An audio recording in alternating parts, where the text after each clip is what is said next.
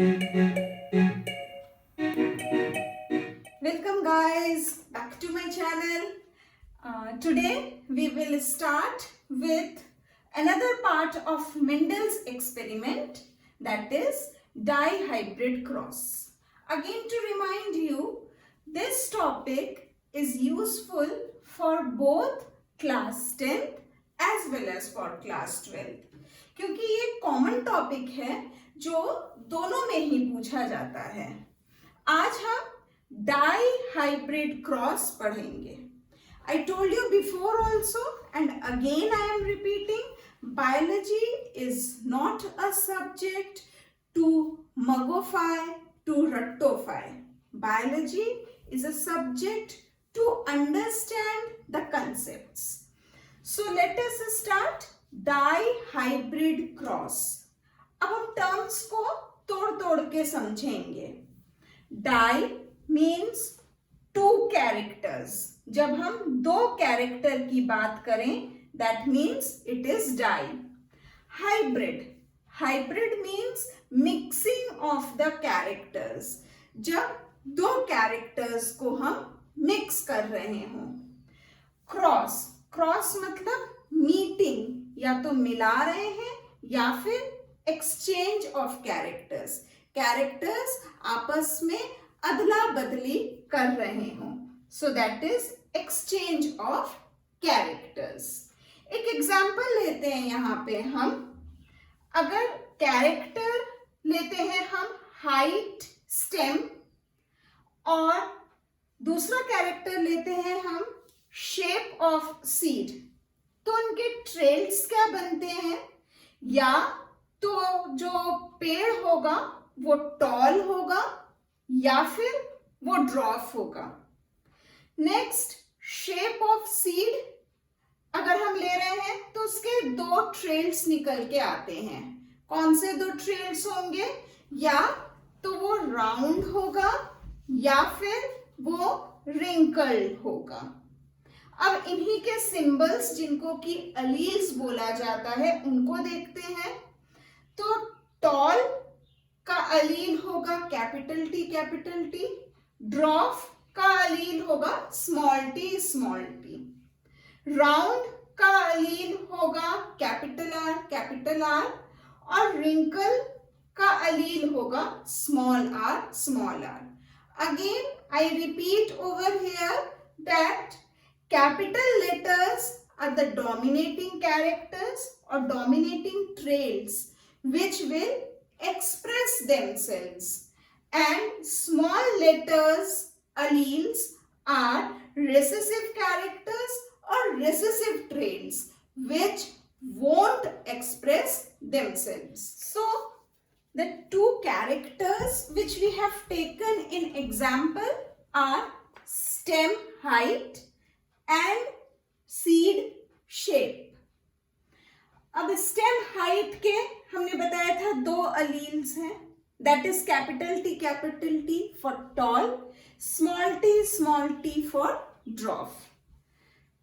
Shape of seed के भी दो अलील्स होंगे, that is capital R for round, small R for wrinkled. Now this is the very important step. यहाँ पे बच्चे बहुत गलती करते हैं। Very carefully see, capital T में से हमने अब कॉमन निकाला, टेकिंग कॉमन। दो कैपिटल टी में से एक कैपिटल टी कॉमन निकाल लिया, दो स्मॉल टी में से वन स्मॉल टी कॉमन निकाला, टू कैपिटल आर में से वन कैपिटल आर हमने कॉमन निकाला, फिर टू स्मॉल आर में से वन स्मॉल आर को कॉमन निकाला। अब क्रॉस करना है। स्टेम हाइट और शेप ऑफ सीड के बीच में क्रॉस हो रहा था ना, तो similarly now cross among the alleles. तो कैपिटल टी स्मॉल टी एक तरफ, बीच में cross capital R small are एक तरफ। इन दोनों के बीच में या इन दोनों के बीच में क्रॉस नहीं होगा। Don't get confused over here. तो कैपिटल टी कैपिटल आर के साथ क्रॉस करके we are getting capital T capital R. Capital T का स्मॉल आर से क्रॉस करके we get capital T small R. Then small T crossed with capital R, we get small t capital R. And the last is small t small r is crossed and we get small t and small r. इसको हम क्या कहेंगे? इसको हम parent generation कहेंगे। Now we will draw a board. अब इस board को क्या कहते हैं? इसे पुनेट स्क्वायर या चेकर बोर्ड कहा जाता है। हमारे को जितने भी पेरेंट्स जेनरेशन मिले थे उनको हम ऊपर लिखेंगे और साइडवेज में भी लिखेंगे, बट लिखते टाइम एक बात का ध्यान रखा जाएगा, ये कि जिस ऑर्डर में आपने ऊपर लिखा है you have to follow the same order नीचे भी। अब ज्यादातर लोग ये पुनेट स्क्वायर को भरने में बड़ा कंफ्यूजन होता है और आपको बताया जाएगा कि इसको इससे मल्टीप्लाई करो, फिर इसे इसके साथ मल्टीप्लाई करके यहाँ पे लिखो, इसको इससे मल्टीप्लाई करके यहाँ पे लिखो। Now this becomes very tedious. मैं एक करके आपको दिखाती हूँ कि कैपिटल टी को मल्टीप्लाई करके कैपिटल आर लिखो, तो वी आर राइटिंग दिस। फिर नेक्स्ट बोला जाता है कि कैपिटल टी स्मॉल आर को मल्टीप्लाई करो इसके साथ, तो कैपिटल टी स्मॉल आर और कैपिटल टी कैपिटल आर आएगा। फिर बोला जाएगा स्मॉल टी कैपिटल आर को इधर मल्टीप्लाई करिए, तो स्मॉल टी कैपिटल आर को मल्टीप्लाई करा इसके साथ। फिर स्मॉल टी स्मॉल आर को यहाँ पे कैपिटल टी कैपिटल आर के साथ मल्टीप्लाई करिए, तो ये ऐसे आएगा। बट यहाँ इस तरह से करने से क्या होगा, बड़ी गलतियां होने के चांसेस हैं। Now I will tell you a very easy trick. इससे गलती नहीं होगी और बिल्कुल सही आपका बोर्ड भी बनेगा। क्या करना है आपको, यहाँ पे कैपिटल टी कैपिटल आर लिखा है, तो इसके नीचे जितने भी होंगे उसके नीचे सेम लिखिए। तो you right capital T capital R, capital T capital R, capital T capital are. ठीक, यहाँ पे कैपिटल टी स्मॉल आर है तो इसके नीचे भी वही लिख दीजिए।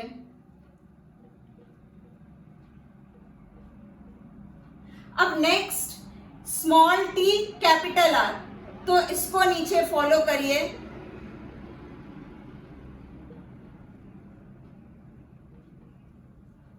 आगे स्मॉल टी स्मॉल आर है तो इसके नीचे वही लिखिए।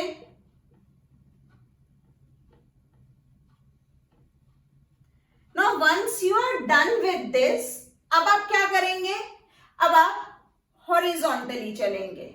यहां पे कैपिटल टी कैपिटल आर लिखा है तो उसके बगल में सब जगह कैपिटल टी कैपिटल आर लगाएंगे। देखिए ये हमने क्रॉस करके करा था, जो पुराना तरीका जो सभी लोग आपको बताते हैं, and exactly you are getting the same result. अब यहाँ पे क्या करेंगे आप, यहाँ पे आप इसी को कॉपी करते चले जाएंगे। Capital T small R, capital T small R, capital T small R and capital T small R, right. अब यहाँ पे भी वही होगा, इसके बगल में कॉपी करेंगे स्मॉल टी कैपिटल आर को।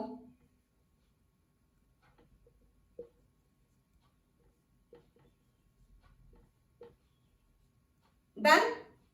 लास्ट यहां पे भी हम स्मॉल टी स्मॉल आर को कॉपी करेंगे।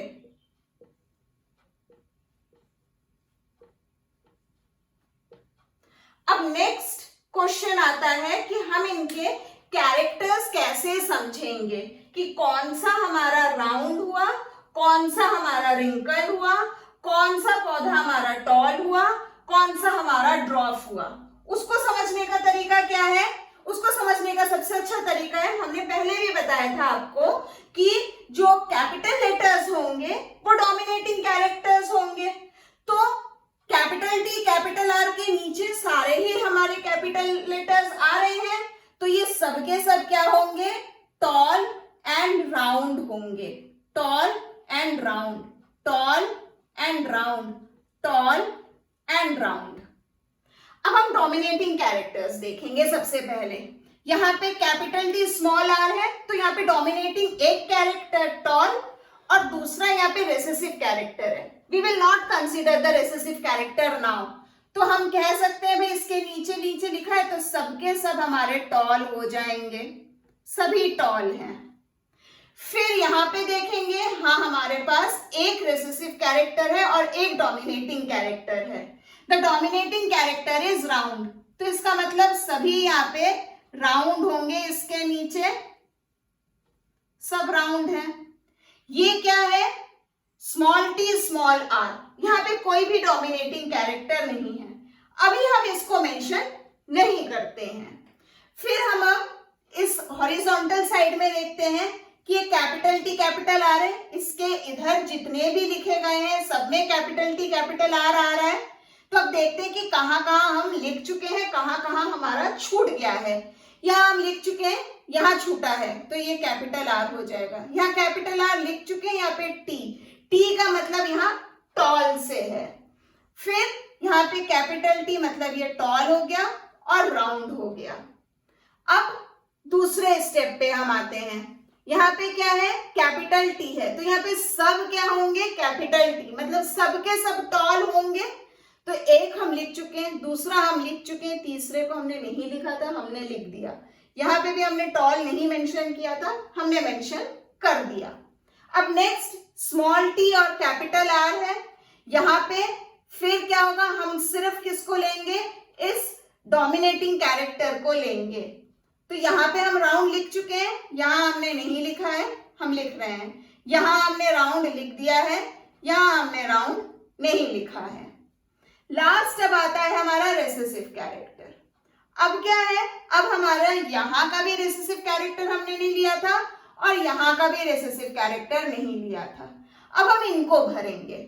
इसको भरते टाइम क्या करेंगे, अब हम क्रॉस चेक करते चलेंगे कि क्या हमने दोनों जो मिक्स करे हैं कैरेक्टर्स, क्या हमने दोनों कैरेक्टर्स लिखे हैं। यहाँ पे टॉल राउंड पूरा लिख चुके हैं। यहाँ पे देखेंगे अब हम, इसमें लिखा है, इसमें एक कैरेक्टर लिखा है दूसरा नहीं।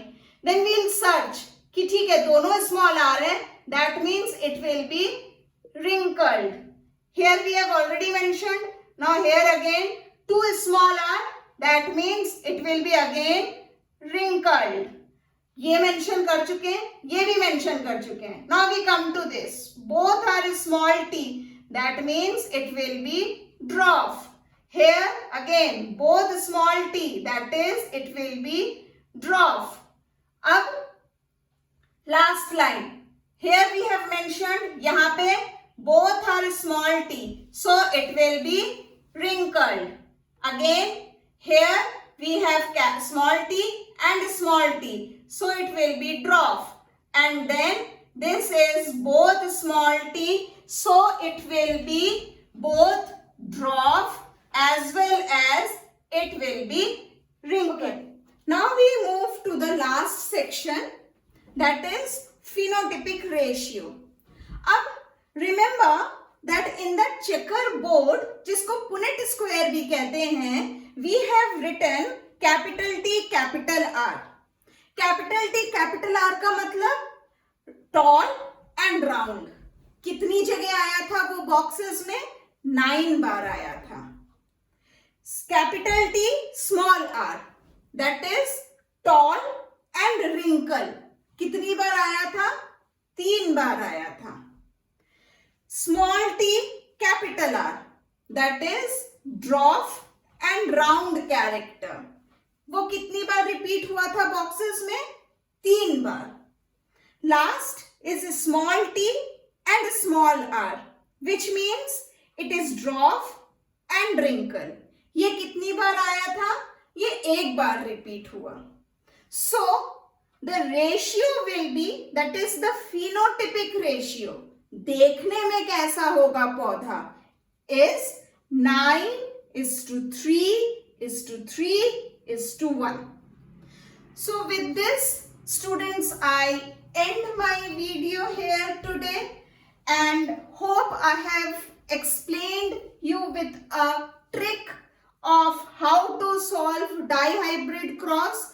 बहुत इंपॉर्टेंट है, बहुत बार पूछा जाता है, स्पेशली 10th का तो ऐसा कोई पेपर नहीं है जिसमें ये ना पूछा जाए, हमेशा हमेशा पूछा जाता है. Don't try to mug up, इसको समझिएगा, get the concept clear. And if you further want anything to know, do let me know through your comment so that I can update some more fresh ideas to it. Do like, share, subscribe my videos, and as I say, sharing is caring, and जितना आप knowledge share करोगे, आपकी knowledge उतनी बढ़ेगी. So keep subscribing, keep sharing, happy studying.